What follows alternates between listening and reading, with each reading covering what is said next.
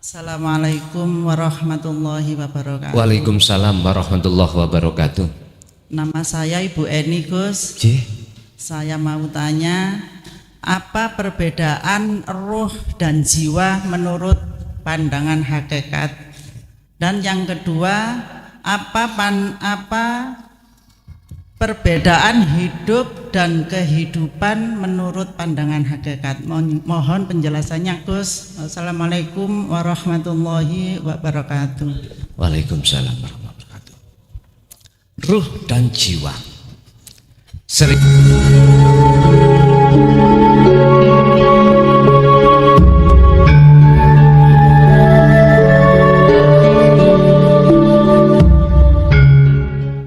Assalamualaikum warahmatullahi wabarakatuh.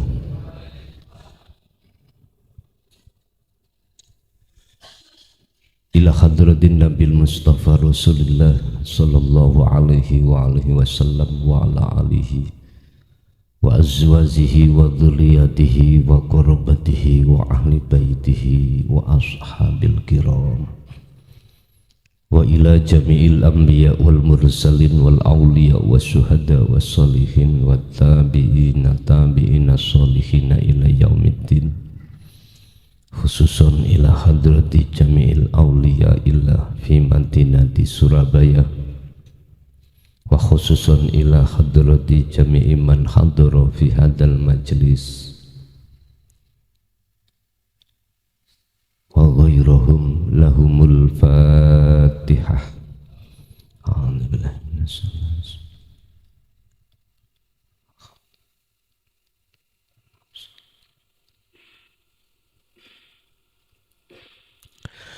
Bismillahirrahmanirrahim.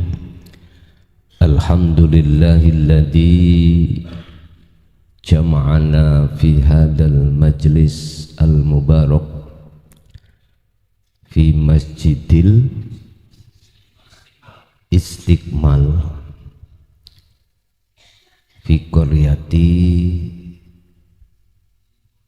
Simo Sidomulyo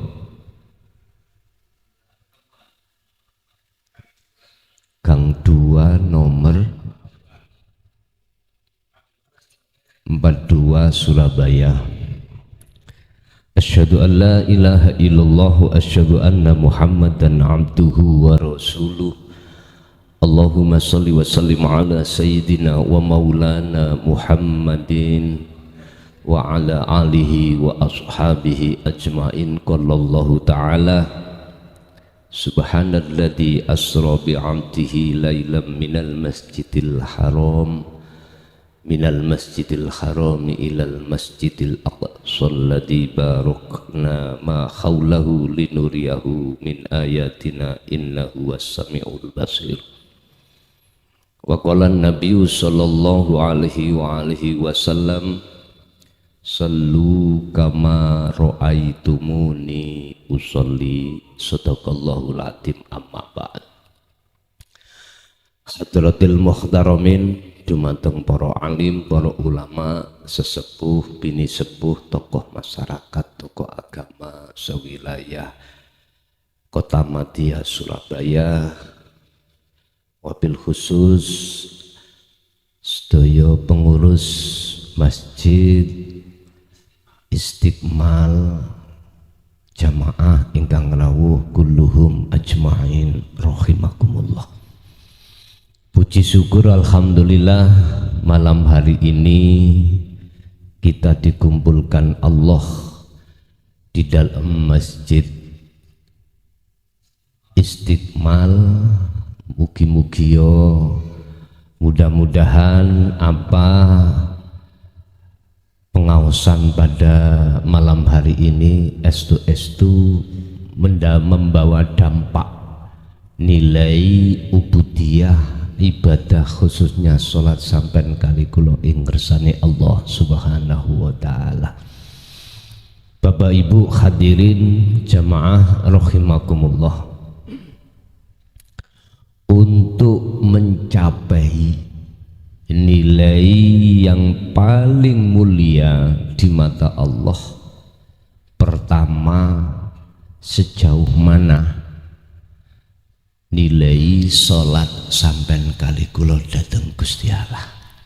Wonten mriku kuncine. Sejauh mana nilai mutu salat kita di mata Allah. Apakah ketika salat itu hati kita masih ingat pada dunia, ataukah sebaliknya? Salat kita sudah hanya betul-betul lidzikri, hanya ingat padaku, kata Allah. Iku jawabannya di hati kita masing-masing. Tapi yang jelas Bapak Ibu, miturut keterangan Syekh Ibnu Athaillah di dalam kitab Hikam, menungso atine iku keadaane wonten kalih. Niki. Satu mingkol bin zahidin, dua mingkol bin rohibin. Pundi papane? Wah, mohon izin nggih. Shooting aja bingung kok.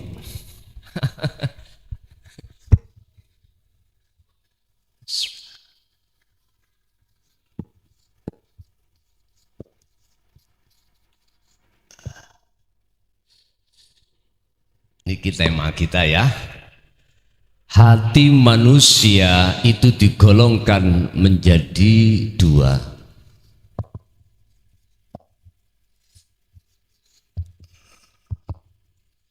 Satu adalah hati mingkol bin zahidin, ya, zahidin. Nomor dua mingkol bin rohibin.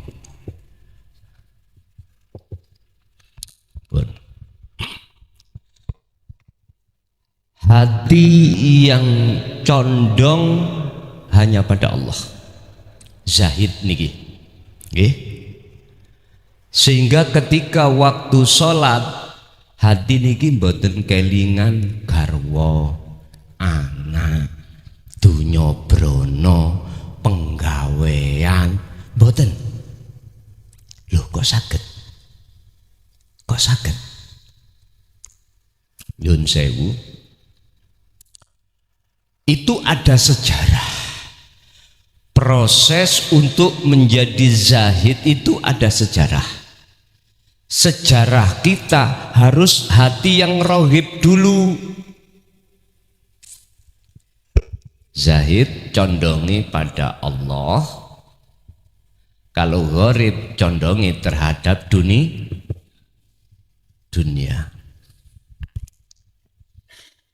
Mungkin di antara kita yang hadir ini sudah ada di zahid atau masih di rohib, itu rahasia Allah. Allah pasti tutupi itu. Kalau hati sampean sudah di zahid, pasti Allah tutupi. Orang lain supaya tidak tahu. Akan tetapi kita sebelum hati menjadi hati yang zahid, awal-awal proses kita itu hati kita itu rohib. Sejak kapan kita menjadi hati yang rohib? Sejak datangnya kita mengenal keindahan, kenikmatan, keinginan duniawiyah. Itu berarti sejak kita mulai akil balik. Sehingga jangan heran Bapak Ibu, ketika kita masuk di zona akil balik, kita seorang laki-laki mesti suka pada seorang perempuan. Begitu juga sebaliknya. Ini proses. Ini loh Pak yang menyebabkan mengapa kita setiap sholat itu teringat pada selain Allah. Disebabkan karena di dalam hati kita ada satu ada sesuatu hal yang kita cintai selain Allah. Setelah kita mencintai seorang wanita atau seorang laki-laki, maka disitulah terjadi akdun nikah. Leres nggih? Kalau sudah akdun nikah, kita akan ingin punya momongan. Setelah momongan datang, tambah pak cinta kita lalu terhadap anak. Kalau sudah menjadi satu rumah tangga, apa yang kita pikirkan, yang kita cari? Konatiril mungkontoro, kebutuhan hidup di dunia, sandang pangan papan. Leres mboten? Akhirnya hati kita disibukkan untuk mencari hal itu. Ini proses pak, mboten salah. Ibarat sekolah, jenengan sudah dimasukkan tingkat SD. Pertanyaanku loh, apakah kita mau SMP? Terus, nek SMP harus kita itu naik, pelajarannya harus naik. Artinya apa? Subhanalladzi asra bi 'abdihi lailam minal masjidil haram ilal masjidil aqsa. Di situ menceritakan sejarah Isra Mi'raj Kanjeng Nabi Muhammad sallallahu alaihi wasallam. Mengapa harus ada dua, yaitu Isra dan Mi'raj? Lah, mengapa harus ada dua? Bapak Ibu, Isra niku perjalanannya badan wadak niki le, jasmani. Niki saged kula wastani ditata risalah Kanjeng Nabi lewat hukum syariah.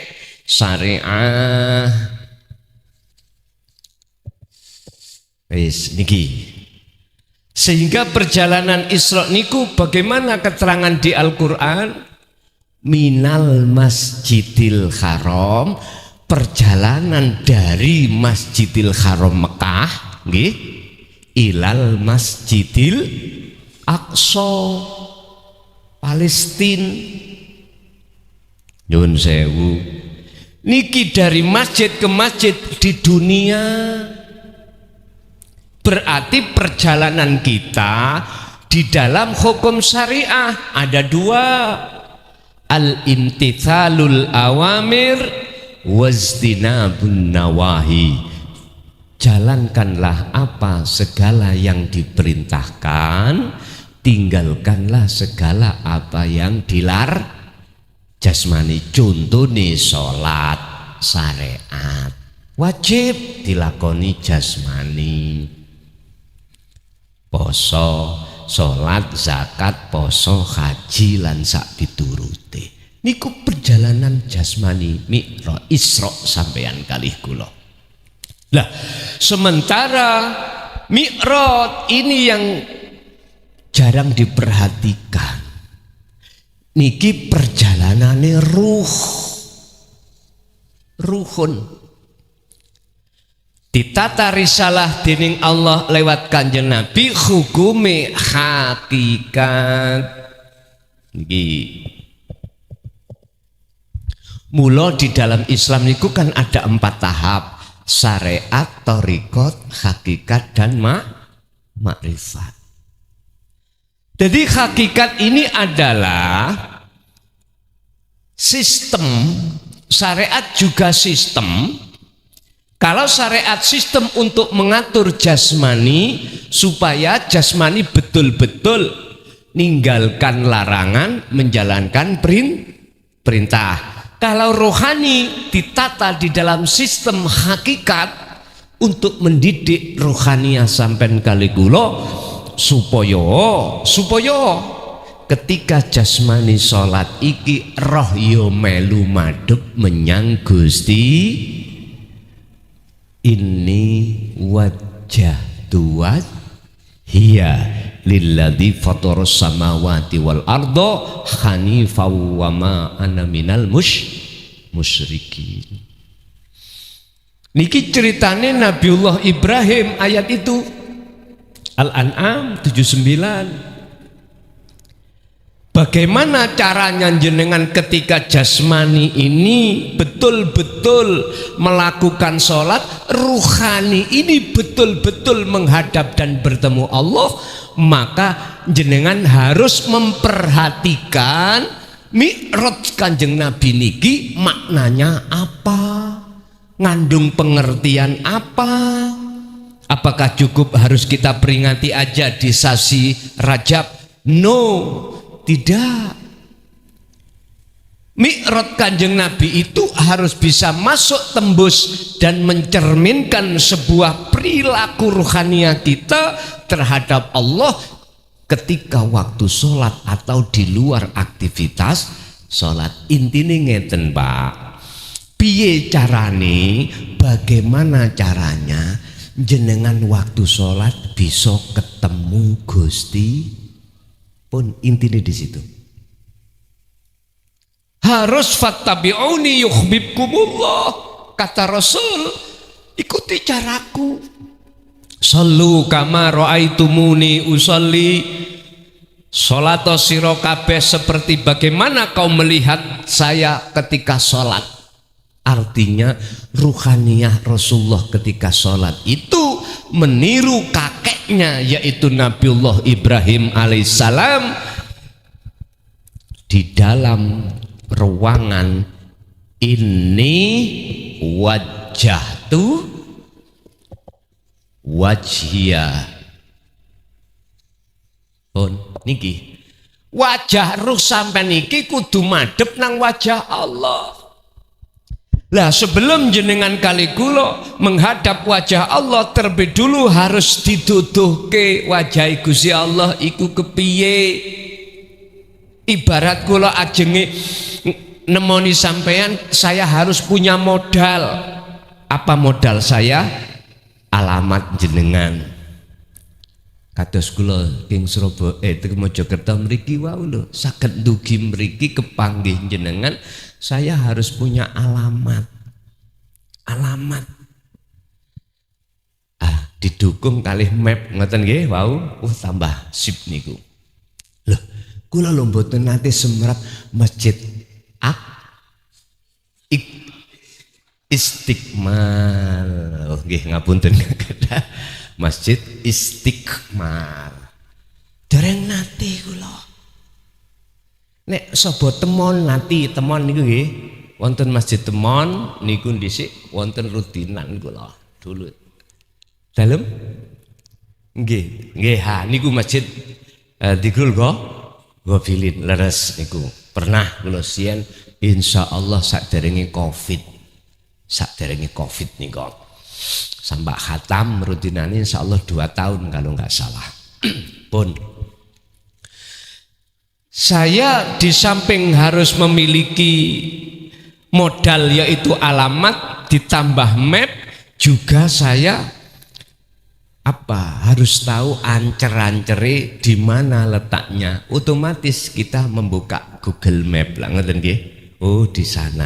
Alhamdulillah sudah sampai di sini. Wow, pas jenengan sholat, wow pun dugi terus lari ngoten. Tapi kula wow dugi Mojokerto istirahat pun mboten penting. Sekarang sing penting gini lah, untuk menuju dan bertemu Allah, aina di manakah keberadaan Allah niki nek miturut surat Al-Hadid ayat 3 Gusti Allah dawuh ngeten dawuh, wal awal wal akhiru wal zahiru wal batinu. Gusti Allah niku wujude lho, wujude nggih.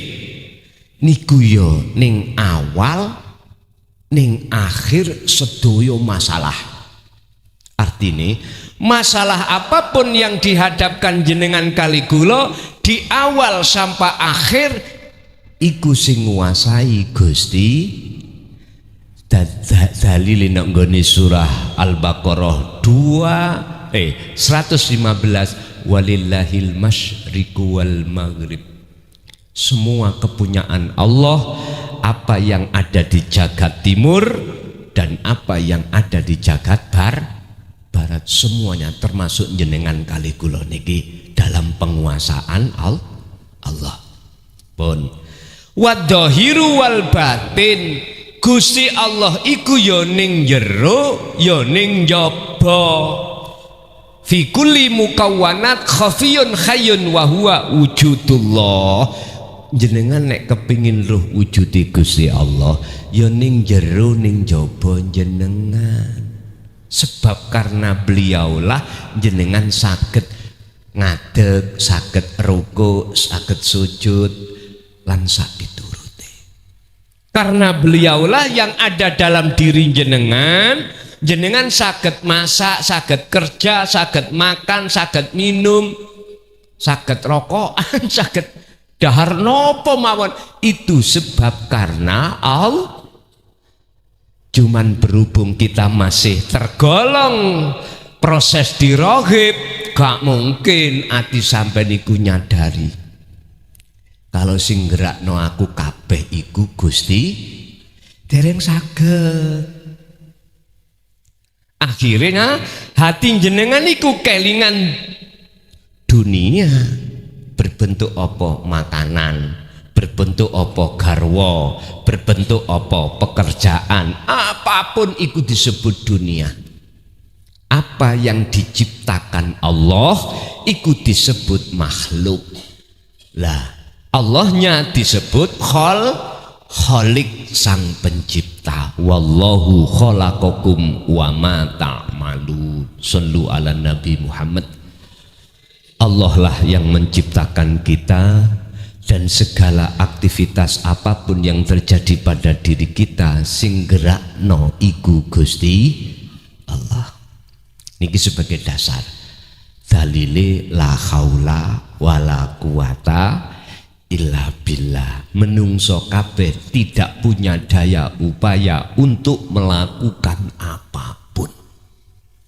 Tapi olehnya jenengan bisa melakukan semata-mata illa billah, sumbere sangka Allah. Pun niki nek ketika rohib mboten saged.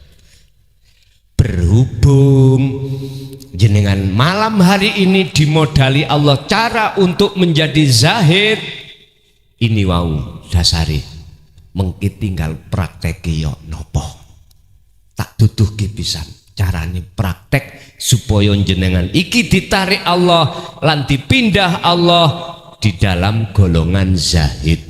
Atau boleh saya katakan golongan zahid itu adalah golongan khos Pak.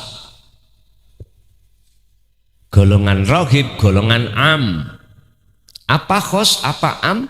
Khos iku wong khusus, orang yang dipilih oleh Allah. Berarti sholat khusyuk itu wong pilihan. Sekarang saya kembalikan, jenengan pingin salah satu di antara hamba yang dipilih opo ora? Nek ora, gak usah dipraktekno mengki.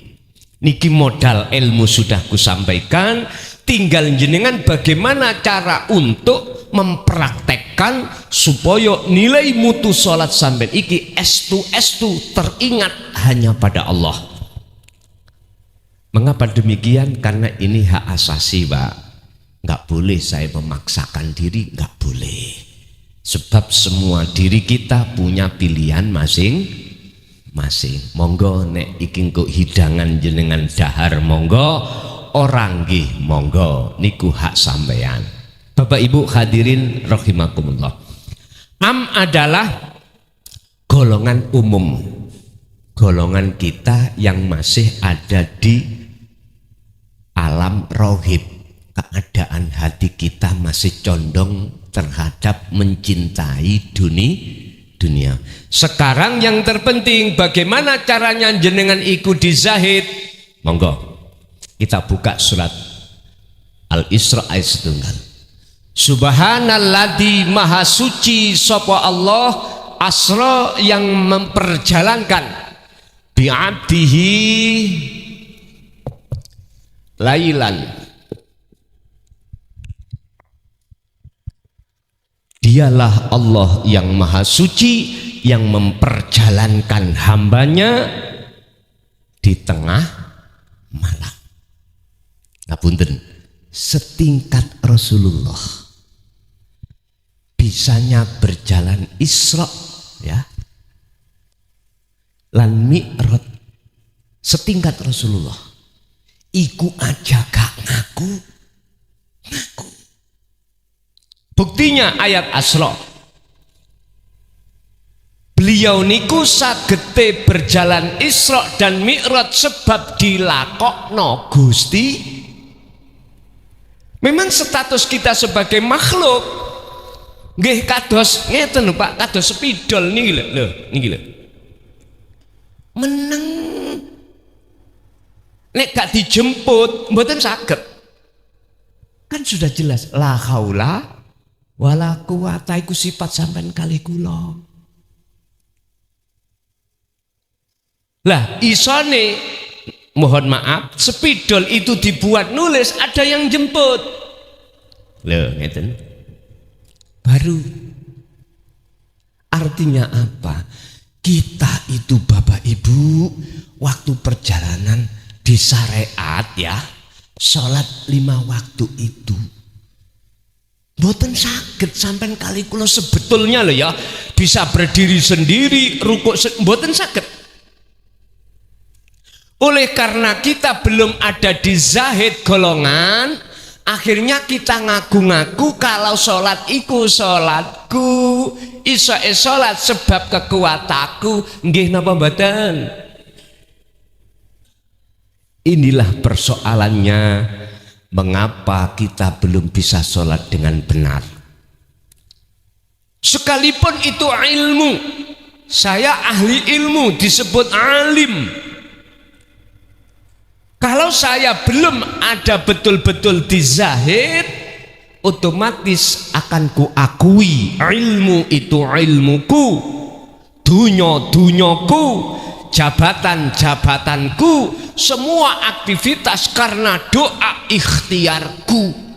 Iki namanya i'timad, ngendel-ngendelno apa sing dadi perilakuku. Berarti hatiku bersandar terhadap selain Allah. Wes gak iso bener Pak, sholat kula mboten saged bener di mata Allah. Walaupun bacaan arkanuha fasih, saya fasih, tetap di mata Allah belum benar. Saged dipahami? Berarti bagaimana caranya? Saya harus menyadari kalau saya itu sifatnya la haula wala quwata.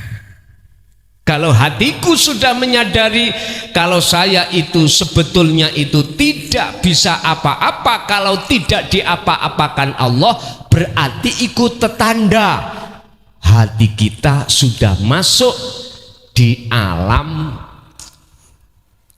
mriki muraqabah. Apa alam muraqabah? Alam di mana Allah iku bagi hati kita sudah terasa dekat. Kanjeng Nabi dawuh waktu ditanya oleh malaikat Jibril tentang ihsan, apa jawabannya beliau? Anta budallaha ka'annaka lahu taroh. Dikatakan kau itu ihsan imanmu ketika kau sholat seakan-akan sudah bisa melihat wujudnya Allah. Fa illam takun taro, jikalau belum bisa, jenengan harus merasa kalau selalu dilihat Allah. Karena Allah sudah terasa dekat. Lah caranya bagaimana?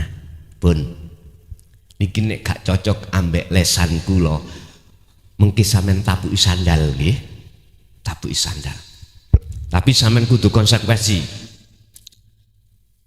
Gunakan 40 hari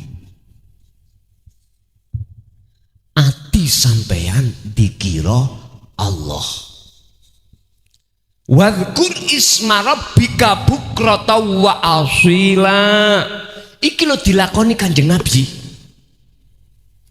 Surat Al-Insan 25 dibuka, di situ ada wadhkur, sebutlah Muhammad bismi rabbika, dengan menyebut nama Tuhanmu, bukrata wa asila, baik siang maupun malam. Artinya baginda Rasul itu, Pak, biar hatinya ada kecondongan pada Allah, ya, hati setiap siang sampai malam ngucap Allah, Allah, Allah, Allah, terus gitu.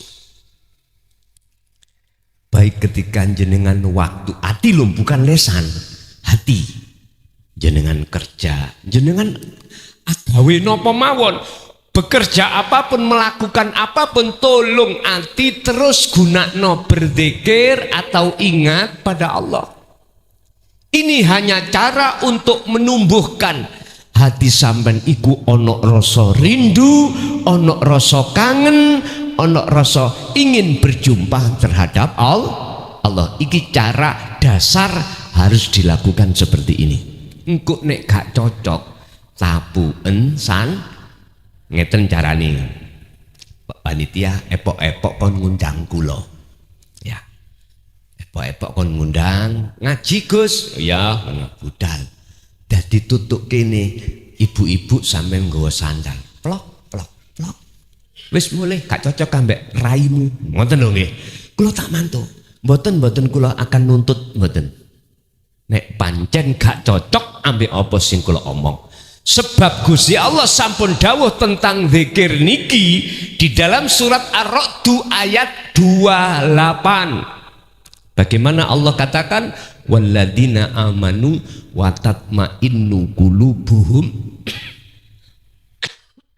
bi dzikrillah. Ati bisane damai anteng, ati iku kudu ana keinginan greget, rasa rindu untuk jumpa nang Allah. Bisanya begitu bidzikrillahi, sebab artinya hati sampean iki selalu keadaan berzikir. Ana pitakon, kira-kira kok gak gendeng ah? Nggih, leres. Gendeng amen kok. Maksudnya ati gendeng nang Gusti.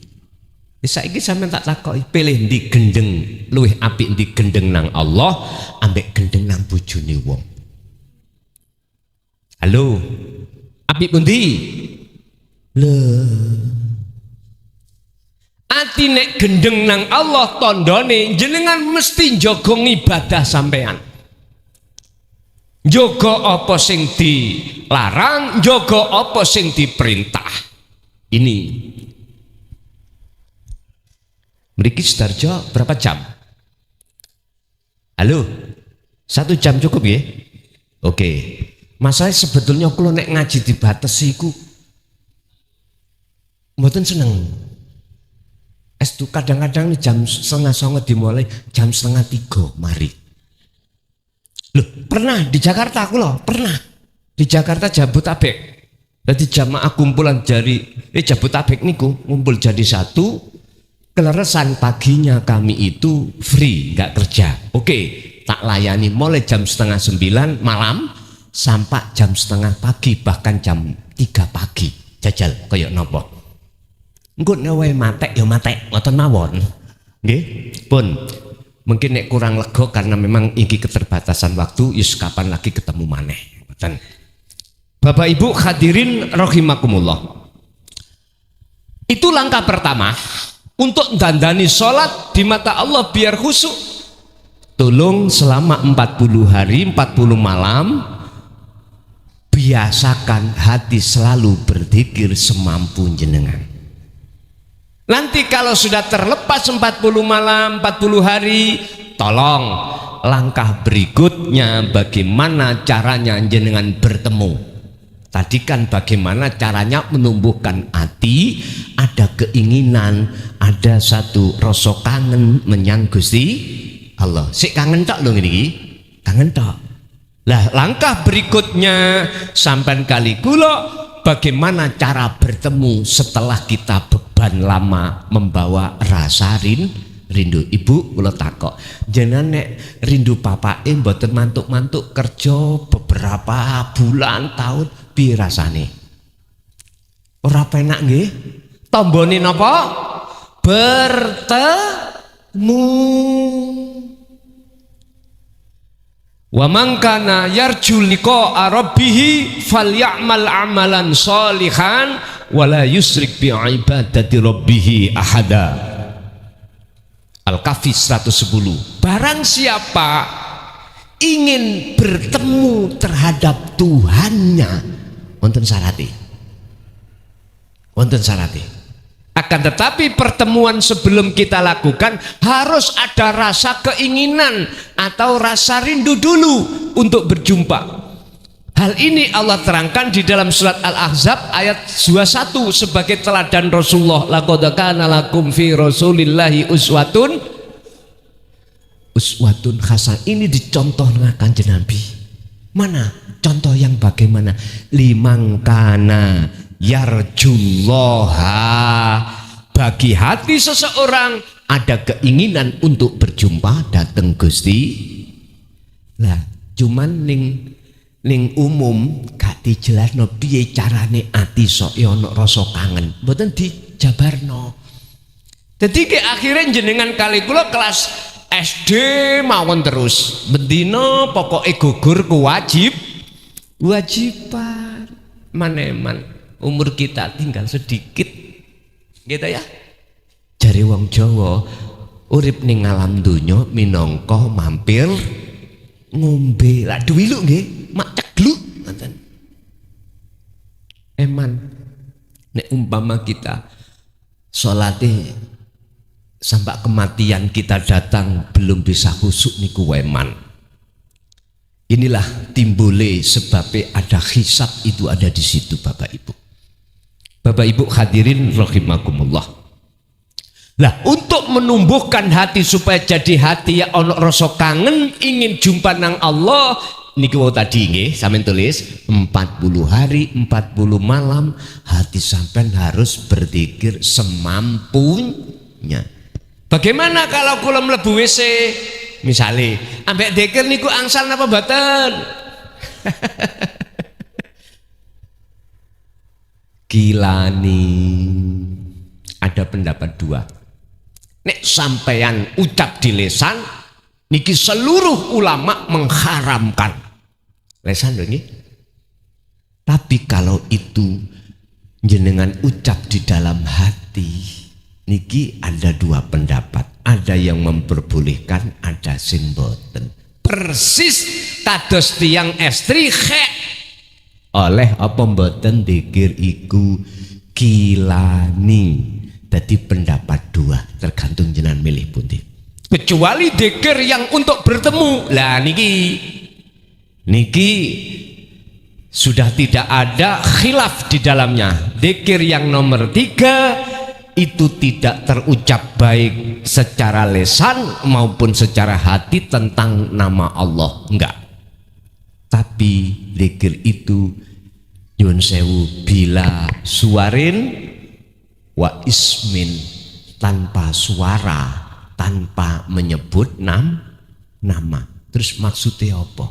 Itulah sirrul asrar. Disebut dzikir khafi, yaitu dzikir di mana yang berjalan itu adalah rasa.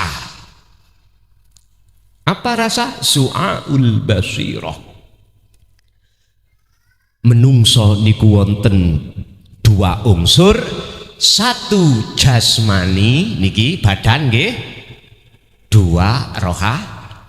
Disebut insan menungso itu sebab ono loro, jasmani dan rohani. Artinya apa dzikir tersebut yang kumaksud?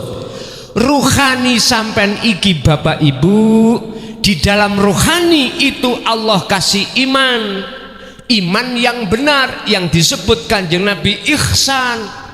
Jawane pangrasa, rasa-rasa. Artinya apa? Lewat rasa inilah hati ini harus sadar bahwasanya segala apapun yang timbul dan muncul pada diri kita sebagai makhluk, hati ini merasakan kehadiran wujudnya Allah yang menggerakkan. Hanya merasakan kehadiran Allah. Paham? Bentuk enek hati sampean iku disebut hati yang sadar. Ning dodo niki mboten diucap. Tapi ning dodo sampean iki ana satu pangrasa meyakini dudu aku sing iso gerak iki. Dudu aku sing iso narik dan mengeluarkan nafas. Hati sampean iku merasakan hanya Allah yang jalankan.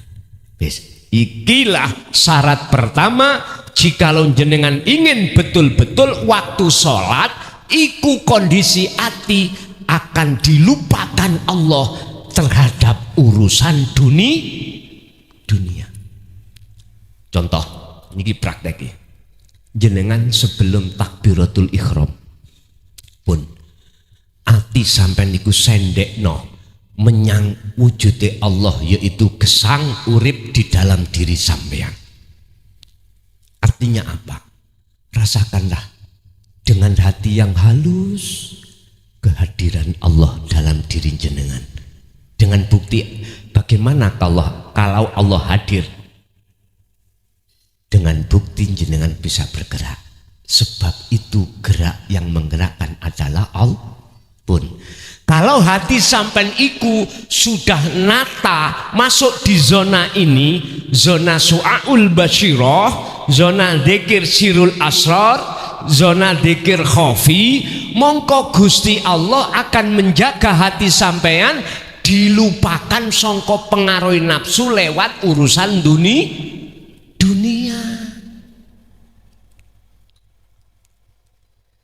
Niki mulai kapan? Yos mulai sebelum takbiratul ihram sampai salam. Terus hati sampean iku zonanya ada di su'aul basyirah, zonanya ada di dzikir tersebut. Sing sapa wonge ati terus ada di situ, mongko Gusti Allah akan menyalakan nur makrifatnya di dalam hati untuk apa? Untuk mengusir isine ati wau sing rupa donya iku langsung dibersihkan Allah dalam hati jenengan. Alhamdulillah niki nek purun. Nggih, niki proses perjalanan Mi'raj Kanjeng Nabi. Mengapa di situ dikatakan minal Masjidil Aqsa ilal mustawa sampai mustawa? Niki kan perjalanan ninggalno alam dunya to, gitu. Berhubung Kanjeng Nabi gak duwe buruk, disiapi Allah buruk. Berhubung Kanjeng Nabi gak duwe sayap, kados kupu-kupu niku, Gusti Allah nyiapno buruk. Melesatlah kesap langit 7 sampai Sidratul Muntaha sampai mustawa. Niki tinggal no alam dunya. Sama dengan jenengan wau waktu sholat buruk sampean iku dzikir supaya roh iku tinggal no ngalam urusan dunya niki. Sambung badan, sambung nggih pun. Kesimpulane sing lakokno jenengan kali kula ruhaniyah sampean ketika sholat iku Gusti mboten saged mlaku dhewe. Jenengan wau asale ati eling dunya terus sakniki mboten eling sebab tandane roh sampean iku dilakokno Gusti Allah ninggalno perkara dunya menuju dateng Gusti. Wis selanjutnya nanti kalau dibahas ketemu Allah sebelumnya itu jenengan akan mengalami sing namanya alam fana. Mari alam muraqabah lalu ketemu alam fana. Apa alam fana? Alam di mana hati sampean wis gak ono gambar dunya. Sing wonten la maujudan illallah, yang ada dalam hati sampean cuman Allah. Sapa sing di dalam hatinya hanya ada Allah, maka itu loh sing disebut hati yang dalam keadaan terang benderang. Al-Baqarah 257, Allahu waliyul ladina amanu yukhrijuhum minan nur minadh-dhulumati ilan nur. Pun jelas. Tapi sapa sing gak gelem nglakoni iki, surat Al-Baqarah tadi terusnya 257, walladina kafaru auliya'uhumut taghut yukhrijunahum minan nuri ila dzulumat. Artinya hati kita tetap waktu sholat ngadep dunya, ya iki ati sing fahimtum. Bapak Ibu pun niki mawon sing kula saged kula titipke dateng jenengan, carane praktek nggih kala wau. Sing penting jenengan pasrah dateng Gusti Allah. Bagaimana cara jenengan waktu sholat engkau ketemu khusyuke kaya apa? Sebab kalau kita bicara sholat, Gusti Allah dawuh di dalam surat Toha ayat 14, wa aqimi sholat li dzikri, lakonono sholat, jogonen sholat iki semata-mata hanya untuk mengingat aku, kata Allah.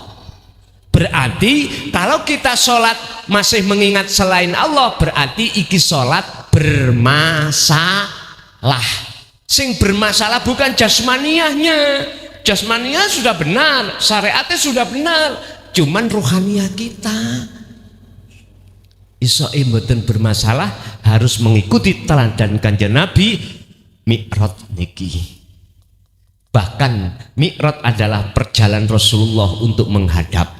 Jenengan nggih ngoten, salat ikut jadikan sebagai mi'rajmu untuk ketemu Gusti Allah. Oke, Bapak Ibu, kita masuk pada sesi tanya jawab. Bapak satu, Ibu satu dulu. Alhamdulillah, sampun wonten sing siap. Masya Allah, monggo. Assalamualaikum warahmatullahi wabarakatuh. Waalaikumsalam. Alhamdulillahirabbil alamin. Nama saya Dodi, termasuk jamaah Masjid Istiqlal ini. Saya penggemar Gus Muklason. Jadi ceritanya itu saya cerita dulu.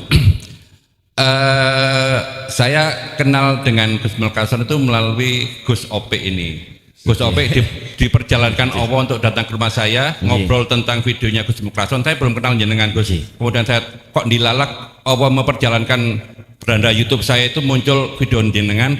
Saya tonton pertama satu video, dua video, tiga video, saya berontak. Iki ajaran apa? Saya tonton lagi sampai kemudian 10 video. Subhanallah, iki yang bener. Ini ajaran yang bener yang selama ini saya cari. Usia saya 56 tahun. Allah. Dari 55 tahun ternyata saya menemukan bahwa ajaran sejati adalah ajaran yang disampaikan Gus Muklason. Dalam video itu sampai detik ini saya sudah menonton 100 video lebih dari Gus Muklason, karena aktivitas saya sehari adalah nonton videonya jenengan. Jadi apa yang insya Allah jenengan jabarkan saya paham. Takwa itu ilmu, amal, dan istiqomah. Pertama itu saya berhenti di pertama mengamuk banyak dalam video jenengan itu banyak istilah-istilah yang belum saya kenal. Hilul asrol, suluk salik, usul, soal basiro, ainul basiro. Tapi kemudian karena sudah di level 100 video sudah saya makan, saya paham semua insya Allah, dan semuanya itu digerakkan oleh Allah SWT. Ini Gus, sebelum pertanyaan, saya untuk dzikir sirul asror sudah saya amalkan, dan subhanallah hari pertama saya mengamalkan, saya mengalami beberapa hal yang mungkin dibilang di luar nalar. Saya ikut aja proses itu, dan akhirnya saya sampai pada kesimpulan bahwa memang ternyata ini yang saya cari selama ini. Dari mungkin Bapak Ibu kalau nonton satu video, dua video mungkin masih akan berontak, tapi setelah seperti yang saya alami, setelah itu baru saya meyakini bahwa ini adalah benar. Saya sebelum sholat selalu melakukan wukuf qalbi seperti yang tadi Gus Mukhlason sampaikan.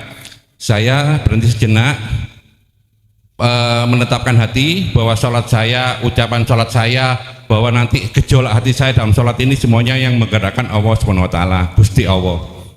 Nah, dari Sirul Asrar yang saya lakukan, bahkan insya Allah setiap malam itu melakukan kholwat, tapi itu hanya 10 menit mungkin. Dalam kehidupan saya sehari-hari saya melakukan zikir Sirul Asrar, meyakini, mengimani, merasa bahwa yang menggerakkan saya ini bukan saya itu ibarat wayang kulit yang bisa bergerak kalau digerakkan wayang. Saya itu ibarat yang tidak bisa bergerak apa-apa, yang bisa bergerak kalau Allah menggerakkan saya, baik sholat saya maupun mungkin bukan sholat saya. Supaya mempersingkat waktu, karena Gus Mukhlason nanti jam 10 di Buduran. Pertanyaan saya, Gus, jenengan sering mengucapkan urip dalam diri. Itu urip itu zat itu Allah. Apa roh kita ini, apa urip itu maksudnya itu roh kita? Jadi dalam ratusan video itu saya masih rancu di situ. Apa urip ini roh kita?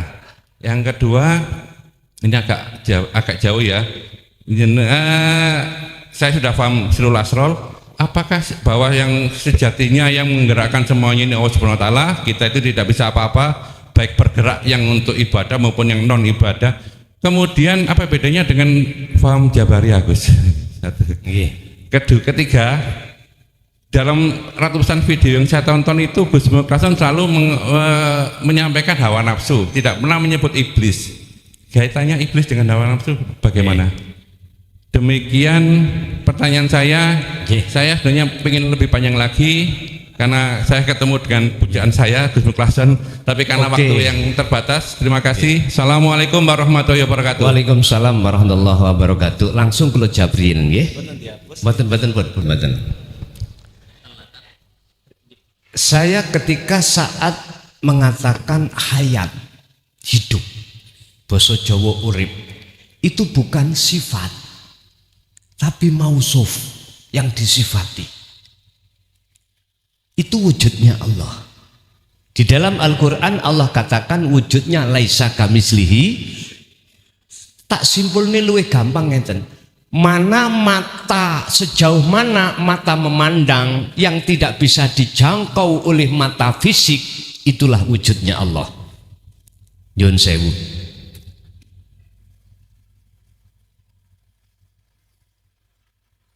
Niki spidol. Nggih. Mata saya bisa melihat spidol nggih. Karena mata saya tidak buta. Oke. Mana di antara yang mata saya tidak bisa melihat? Mana perkara yang tidak bisa kami lihat? Antara spidol, yaitu wujudnya Allah. Makanya Allah katakan fa'ainama tuwallu fathamma wajhullah. Dimanapun kau menghadap, di depanmu itu ada wajah Allah. Niki mboten asal dengan akal lho Pak ya. Gak masuk ning akal. Dong mboten. Dereng dong nggih. Wis walaupun mboten angsal, tak angsal-angsalno. Padahal niki tujuan saya itu sampai ben paham di sini. Yo antara mata saya dengan spidol itu siapa? Halo. Ya itu yang dimaksud laisa kamislihi pun satu. Kefahaman Jabariyah itu wahdatul wujud. Artinya mohon maaf loh nggih, kemakrifatannya itu menurut kami iku fi ahadin faqat. Fi ahadin faqat itu piye? Hanya Allah yang wujud. Tapi kalau kefahaman makrifat di dalam Ahlus Sunnah wal Jamaah Beda. Artinya lahir batin iku sampun padha makrifate. Cuman cara untuk menyampaikan ini gini. Kalau faham Jabariyah iki apa? Allah. Apa iki? Allah. Kuwabe Allah. Artinya itu bukan wujud tembok. Tembok itu gak di wujud. Papan gak punya wujud. Kita gak punya wujud. Tapi kebenaran di dalam itu diungkapkan di luar. Ngeten iki wong bingung. Orang lain akan mengatakan bingung, mosok tembok kok Gusti? Bingung toh? Nah, biasanya orang yang seperti ini aturan-aturan hukum syariat itu ditiadakan. Mohon maaf lho nggih. Mohon maaf, setahu saya dene keliru ya sampean lurusno. Terus nek kemakrifatan ahli sunnah wal jamaah beda ngeten. Bahasa ini anallah itu disimpan di dalam dada. Apabila dikeluarkan ya. Ngeten. Ya tembok wujude iku sebab diwujudne Allah, sejatine tembok ora duweni sifat wujud. Istilah ngeten, jenengan kali kula sebagai makhluk itu adalah adanya sebab diwujudkan yang ada. Siapa yang ada sebenarnya? Allah.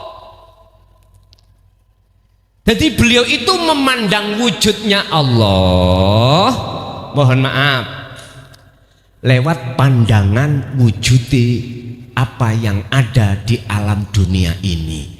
Tapi secara rohaniah, hati batiniah tidak mengakui wujudnya Allah, wujud selain Allah itu wujud. Hampir sama loh nggih. Hampir sama.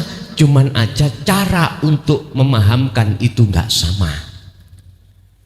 Sehingga banyak orang-orang yang belum bisa menerima ketika saat sistem wahdatul wujud itu disampaikan di dalam sistem faham Jabariyah.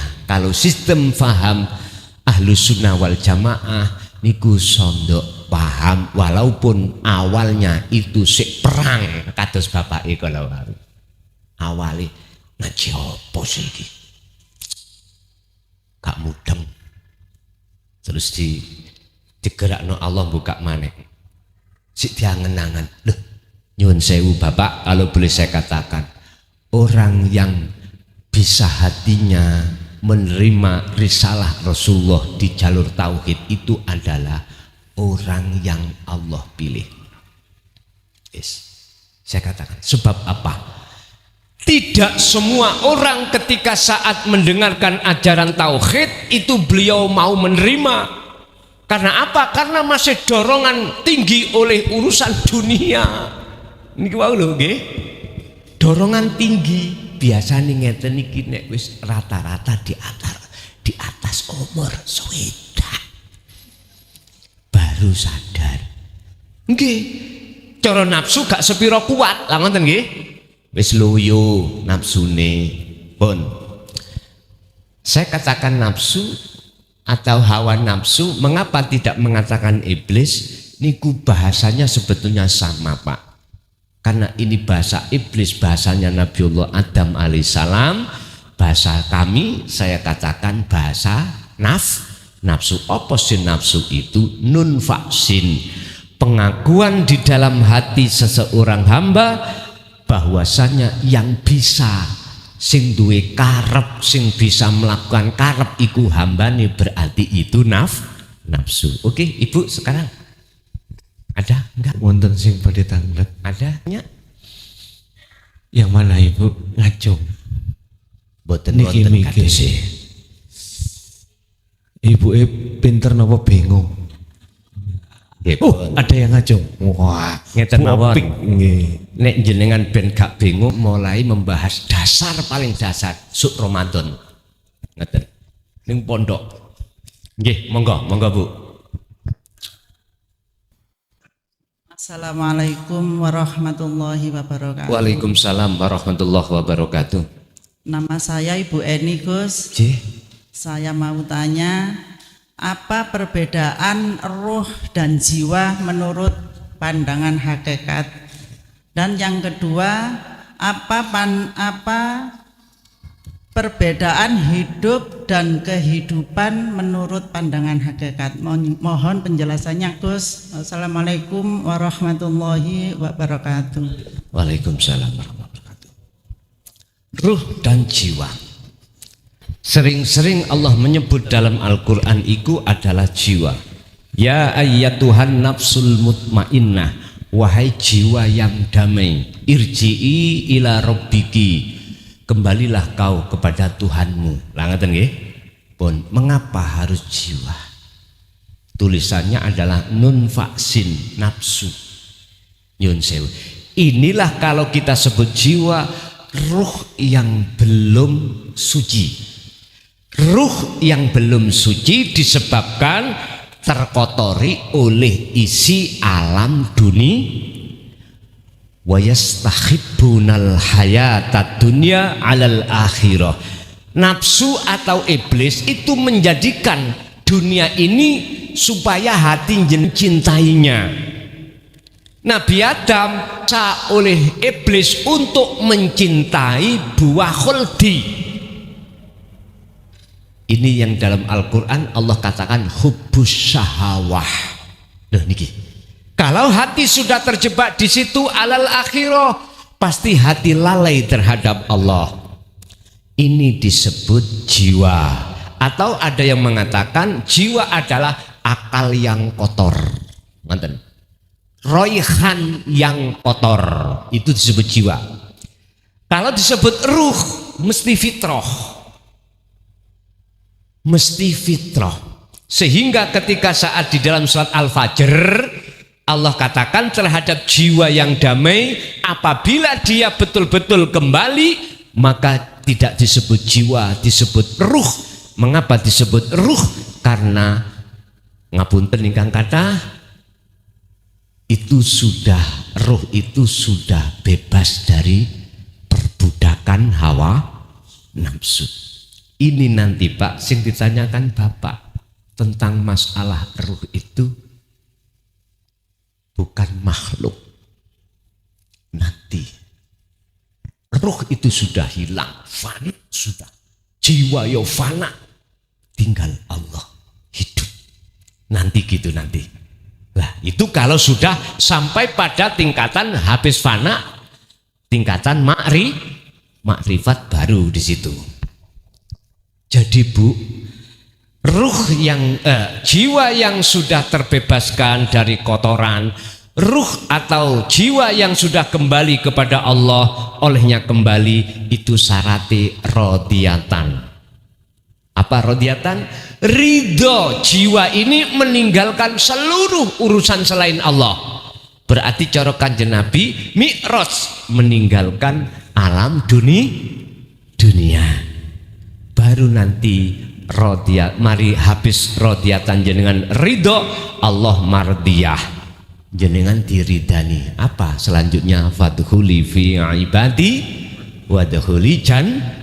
Artinya ruh itu masuk di dalam alam yang membahagiakan. Apa? Pertemuan pada Allah.